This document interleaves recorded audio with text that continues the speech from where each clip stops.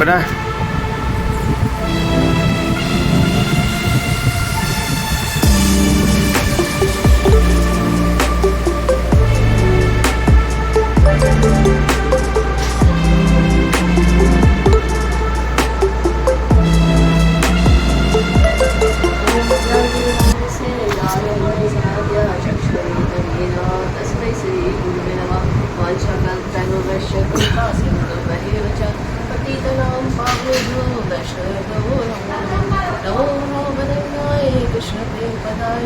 कृष्णाय कृष्ण कन्यानामे गौरसे नमः हे कृष्ण करुणा सिंधु दीनबंधु जगत्पते ओ कृष्ण गोपिकांत राधा नमस्ते तप्त कांचन गौरांगी राधे वृंदावनेश्वरी विश्वानुसुते देवी पन्मामि हरिप्रिय नित्यानंद स्वयं प्रेमानंददायिनी कलो कल्पसुरसाय रघुपते नमः वृंदाय तुलसी वृंदाय प्रियाय केशव सचा कृष्ण भक्ति पदे देवी सत्यवते नमो नमः हरे कृष्णा कृष्ण कृष्ण हरे हरे हरे राम राम राम हरे हरे।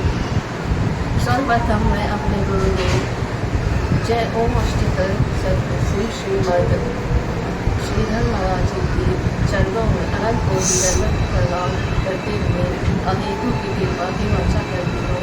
तत्पश्चात ओम नित्य लीला प्रवेश ओम विष्णुपाद अष्टोत्तर श्री श्रीमद विज्ञान चेयर ले ली। नारायण गोस्वामी महाराज के चरणों में चेयर ले लीजिए। अनंत कोटि दंडवत ज्ञापन करते हुए अहेतु की कृपा की वाचा करती हूँ।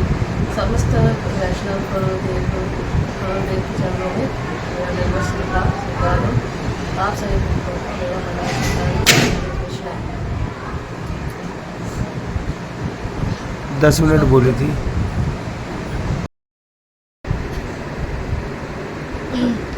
ठीक है। आज हम लोग एकादशी के बारे में श्रवण करेंगे। ठीक है। एकादशी तिथि आज इनका जन्मदिन है, तो और सौभाग्य की बात है कि आज एकादशी के दिन इनका जन्मदिन पड़ा है। वैसे तो कभी पता नहीं है और हमारा भी सौभाग्य उसके लिए पुण्य करना पड़ता है।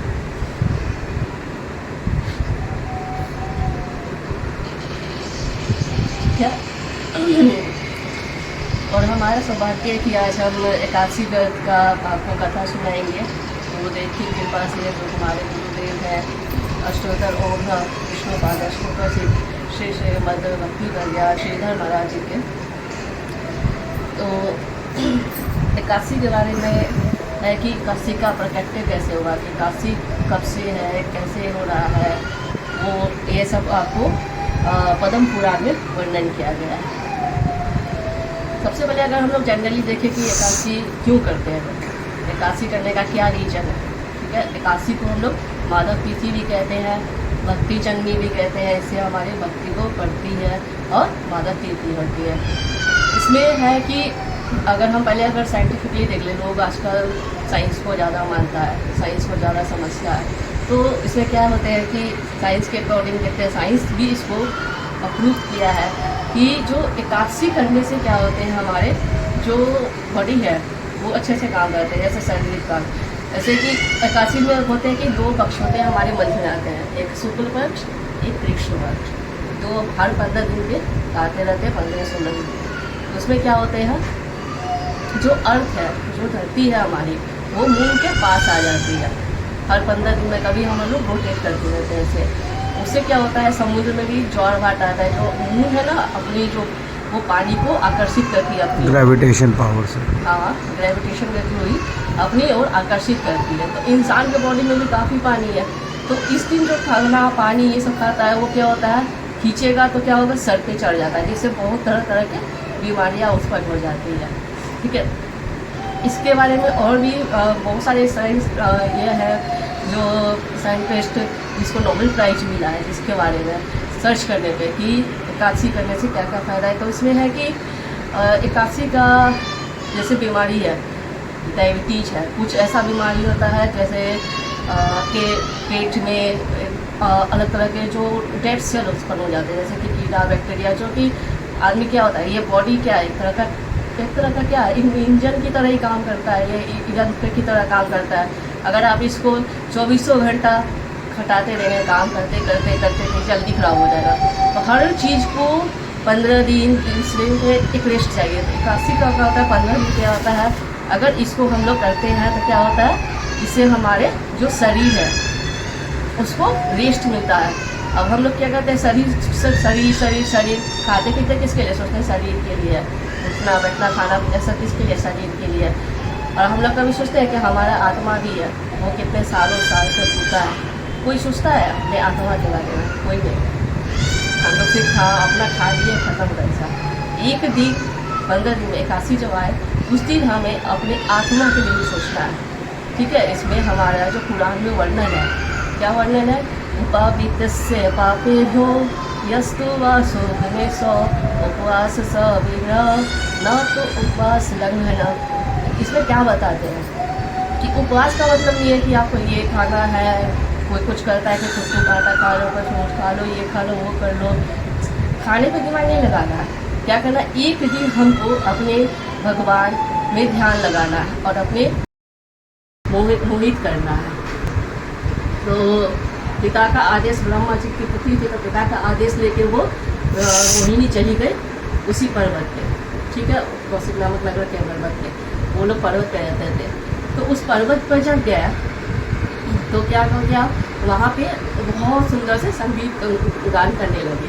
संगीत गान की पहले से बहुत ही सुंदर थी।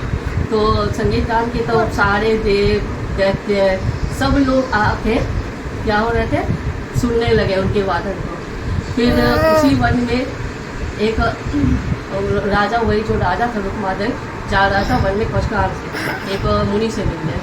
मुनि उनको देखते ही बताए, देखिए उनको बोले कि ये जो तुम जो ये जो राजा बना हुआ है, राजा किस लिए बना है, कि वो पूर्व जन्म में शूद्र था, लेकिन क्या हुआ कि शूद्र होने के बाद भी उसको मतलब आज इस जन्म में राजा बना। शूद्र मतलब कि जो SC/ST में आ जाते हैं उस तरह के। तो वो सब क्या हुआ, अब इस जन्म में क्या हुआ, राजा बने। क्यों? क्योंकि वो पिछले जन्म में भी 81 व्रत का पालन करता था।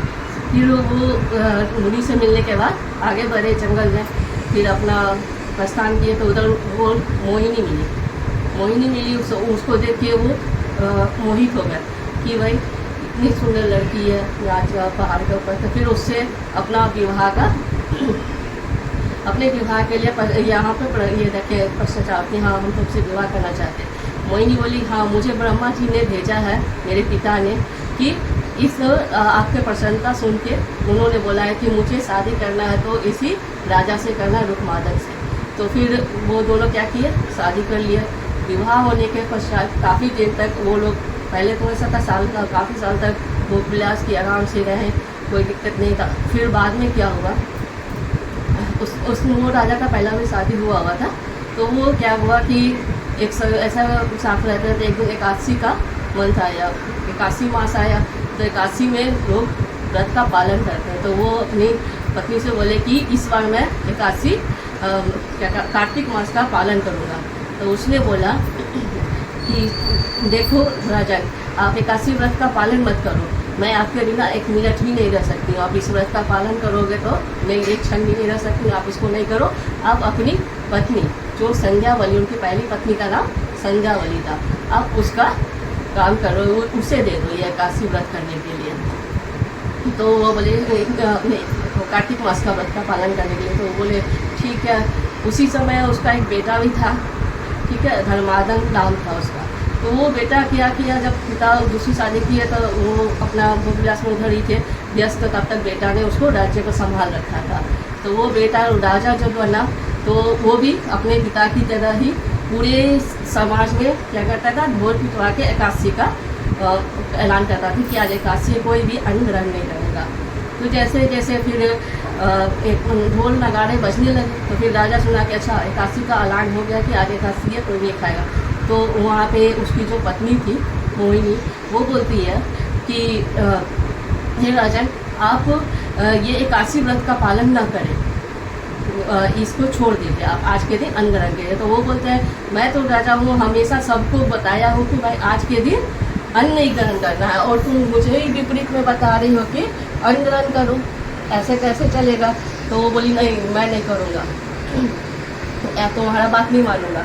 तो उसी के बीच में उसका बेटा फिर आया, देखा कि वो रुक्मादन राजा और उसमें उसके पत्नी में थोड़ा झगड़ा चल रहा था। तो वो बोला कि क्या हुआ माता, तो वो बताई ऐसा ऐसा बात है। तो वो अपने पिता को बोला कि मान जाओ बात। तो उसके पिता बोले नहीं मैं नहीं मानूंगा। तो वो बोले कि मैं अपने घर चली जाऊंगी, ब्रह्मा जी के घर मायके चली जाऊंगी। तो फिर ऐसा बोले कि मायके चले जाऊंगे। तो वो बोले तो मायके जाओ या मर जाओ, कुछ भी कर लो, मैं एकादशी व्रत का पालन करूंगा किसी भी हालत में। तो फिर एकादशी व्रत का पालन करूंगा। तो वो बोला कि फिर वो अपनी माँ को बोला संध्यावली को कि इसको समझाओ कि ये मान जाए बात, लेकिन वो किसी का भी बात नहीं समझी। बोली कि नहीं, अगर तुम ऐसा कर सकती है, राजा को बोली कि या तो तुम अपने बेटा का सर काट। तो फिर